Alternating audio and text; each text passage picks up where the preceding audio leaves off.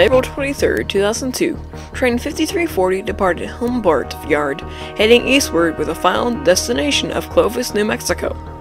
The train consisted of 3 BNSF locomotives and 67 intermodal platforms. The only known locomotive in the consist was the lead one, which was BNSF 5340. Coming the other way was Metrolink train 809, on its way to Los Angeles. The train consists of EMD F59 PH 859 at the rear of the train, pushing 3 Bombardier bi-level passenger cars. It departed Riverside bound for San Juan that morning. Metrolink train 809 was scheduled to follow BNSF San Bernardino subdivision, making stops at Riverside, El Ciria, Correa North Main, and Correa West before entering Metrolink's Olive subdivision at Atwood, interlocking to head south to Alien Canyon Station. Approaching the interlocking from the east, train 809 displayed a diverging clear signal to proceed onto the Olive subdivision. Approaching the interlocking from the east, BNSF train 5340 displayed an approach signal at CP Basta. This approach signal indicated that the train needed to slow down to 30 miles per hour to prepare to stop ahead.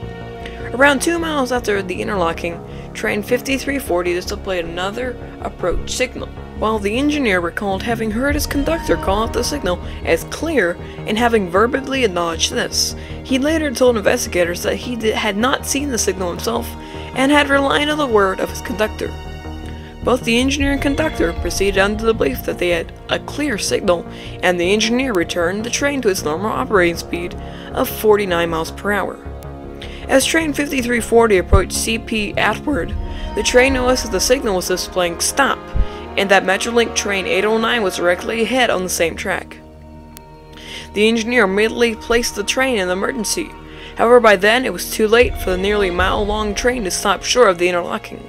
At nearly the same time, the engine of Metrolink train 809 noticed train 5340 approaching directly ahead on the same track.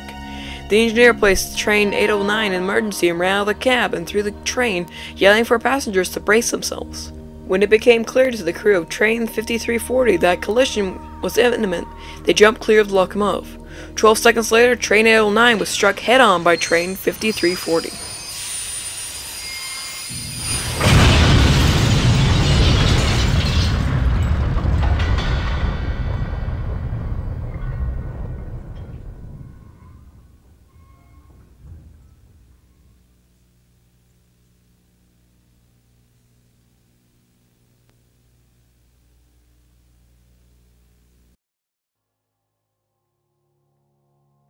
The force of the collision drove train 809 backwards an estimated 243 feet and partially derailed the leading passenger car.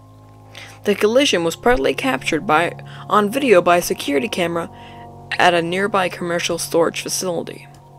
Several passengers reported that the engineer's warning as he ran through the train had allowed them to assume positions that they believed prevented them from sustaining more serious injuries.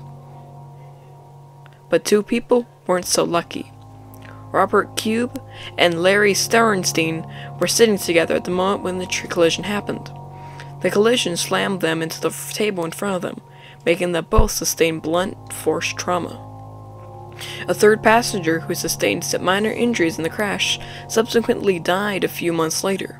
The NTSB report concluded that her cause of death was unrelated to the injuries she suffered in the collision. The damage to all railroad equipment was relatively minor, and all equipment involved was repaired and returned to service. Nonetheless, the NTSB investigation estimated the cost of damage to be around $4,630,000, which would be $7,669,740.41 nowadays. Investigators determined the cause of the accident had been the unawareness of the crew of BNSF train 5340 and of the operation of the train, causing the failure to heed the approach signal 2 miles before the crash. Both men were found to have used their mobile phones during the trip, and at the time they passed the approach signal, were deep in a discussion regarding their shared previous employment at the same oil refinery. The lack of positive train control on BNSF San Bernardino subdivision was also listed as a contributing factor. It's been 20 years since this wreck, and Metrolink had a few more major wrecks since then, like the 2005 Glendale train collision and the 2008 Chatsworth train collision. But I'm glad we won't see anything like this again.